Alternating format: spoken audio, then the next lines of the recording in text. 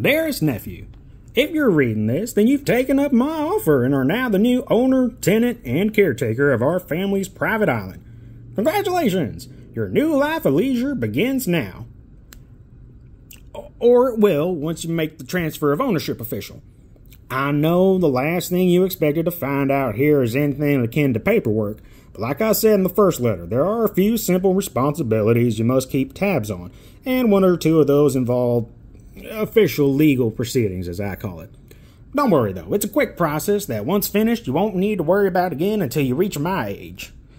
So as I said in my first letter, your morning will start with 3 knocks at the double doors to the library, indicating the custodian has finished his duties and will leave the grounds until the next scheduled cleaning day. If I forgot to mention it before, the custodian takes care of the mansion and immediate grounds, while the rest of the island is your responsibility. Stick to your duties at the required times, and you'll never directly interact with him. Though I would suggest you refrain from anything that might make his job harder. Keeping a friendly, arm's-length relationship with him is ideal. The cleaning schedule is in the laundry room. It used to be a chalkboard, but I switched it to a digital system some time ago. It's always up to date and has a notes section in case there's something that needs special attention from the custodian. Be sure to keep an eye on the schedule and try your best to not be on the grounds while the custodian is working. Should be easy enough given all there is you can do around here. Anyway, what was that? Unlock the double doors and return to the dining hall. Your breakfast is waiting at the head table. This will be the last complimentary meal that will be prepared to you by the custodian. So when you're finished, be sure to familiarize yourself with the kitchen after putting up your dishes, since you'll be doing your own cooking from now on.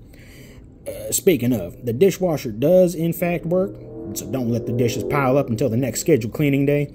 The custodian washes what's in the sink, but like I said, be polite and don't make his job any harder than it already is. There's a wide assortment of cookbooks and cookware, and the pantry is always fully stocked. As you'll have mostly free time here, spend a little of it experimenting with the new culinary creations. The green binders in the cupboard above the dishwasher are full of my personal favorites. By the way, be sure to grab a bag of trail mix from the pantry for later. You'll have a busy day and won't get a chance for a full meal again until later tonight. After breakfast, head back upstairs to the master bedroom and go on in. You'll find that the custodian has unpacked and stowed all your belongings. If you feel like freshening up, the master bathroom is on the door to the left side of the balcony doors. Whether you like showers or soaking in this tub, the place has you covered. There is a chute that theoretically drops down to the laundry room on the first floor, but at some point it was sealed, and whichever previous tenant did so never recorded a reason as to why, at least that I could find. Given that I assume the chute isn't illuminated through its entirety, I'm guessing a scritter snuck in sometime between residents, and whoever found it decided sealing it in was less of a hassle than trying to evict it forcibly. More on scritters and other local wildlife later. Instead, there's a wheeled hamper under the towel rack, so just use that to take your clothes to the dumbwaiter by the stairs to easily get your laundry to the washing machine. The custodian does not do laundry, so remember to separate your whites from the colors and wash with cold water. When you get dressed, be sure to throw on some hiking boots. There's a shoe rack by the front door with any shoes that you brought with you, as well as the boots I've managed to procure for you. I'll explain how you get things later. There's also a walking staff sitting in the umbrella bin. You'll need this to get where you're going, as the symbol carved near the top is key to the puzzle lock you'll encounter. Go out the front door. There's no need to lock it during the day, but keep it closed so bugs don't wander in. And follow the path to the trailhead near the bottom of the hill. There are many trails around the island, some paved, some not, and almost all of them interconnect. However, your first trail will be the one with the large gate that leads into the forest. It's unpaved and leads only to one area, and I've personally only used it a handful of times my entire stay, but it's probably the most important trail on the island. The gate is locked with a simple latch, but be sure to close it behind you all the way when you enter. The trail will be bordered by bamboo on both sides, with a canopy that allows a nice balance of sunlight and shade. Occasionally on your hike, you'll catch glimpses of wildlife sneaking through the trees. Don't be alarmed. The path is protected, and most of the critters in the bamboo are harmless anyway. Some will make calls that may startle or unnerve you, and there's one species that likes to make mock charges, but walk in confidence and do not leave the path. Also, none of the snakes on the island are venomous, so if any cross onto your path, just know that they're no threat, no matter how big they may get. The trail ends at a cliff face at the foot of the mountain. The cave in front of you is sealed with puzzle lock I mentioned earlier.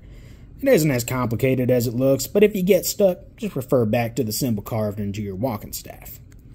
Once unsealed, enter the cave and follow the tunnel illuminated by yellow crystals down to the cavern that opens into a large pool. From what I gather, this is one of the many entrances to an underground river, but I've never waded deeper than the shallow since the light doesn't reach that far and the water gets suddenly really dark, that means deep, well before that. Anyway, there's a rock formation on your left upon entering the cavern where you can take a seat and remove your shoes and socks. Remain there until you see tiny fish swimming in the pool. They only show up in the absence of predators and indicate when the pool is clear to traverse. Then take your staff and walk to the shallow end of the pool to the stalagmite pedestal. The water is cool, but not chilly, and won't get higher than your mid-calf. Plus, the tiny cleaner fish in there are the same species as the ones in the spa pools. More on those later. So don't be surprised if they start nibbling on the calluses on your feet and toes. On the pedestal, there is a stone tablet made of dark shale and a pale stone stick resting next to it. Place the staff in the notch on the pedestal. Take the stick, which is made out of soapstone, and write your full name in the space just below mine.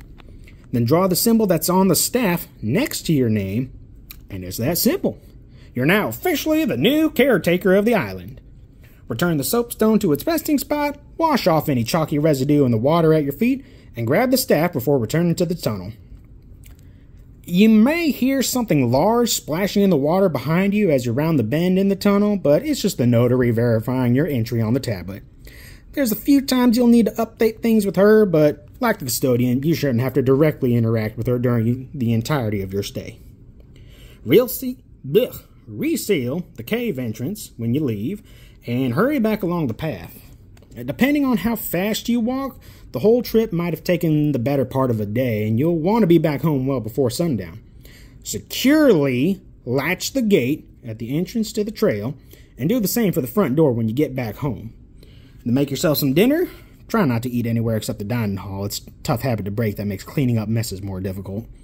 Double check the front door is locked, and head to the master bedroom to end your day. You don't have to, but I always lock the bedroom, balcony, and bathroom doors before going to sleep, especially since the thing in the laundry chute has recently taken to quietly chittering all through the night in tandem with the local wildlife after 10 p.m. I also keep another set of reusable earplugs in the nightstand for just that occasion. Stored under the earplugs will be my next letter, with details regarding the island's best amenities, local flora and fauna, and the chores you'll occasionally have to keep up with. But best leave it for the morning. Getting sleep will be tough enough as it is without having to read a long letter. One last thing before I end here. Keep the lights in the bedroom off, but leave the window blinds open. Moonlight is safety, and it always shines on the mansion at every day of the month. But the lamplight on the third floor doesn't really mix well with it, and the shadows they cast have a funny way of not sticking to the walls. Anyway, happy first day of being here. Sincerely, great Uncle Stanley.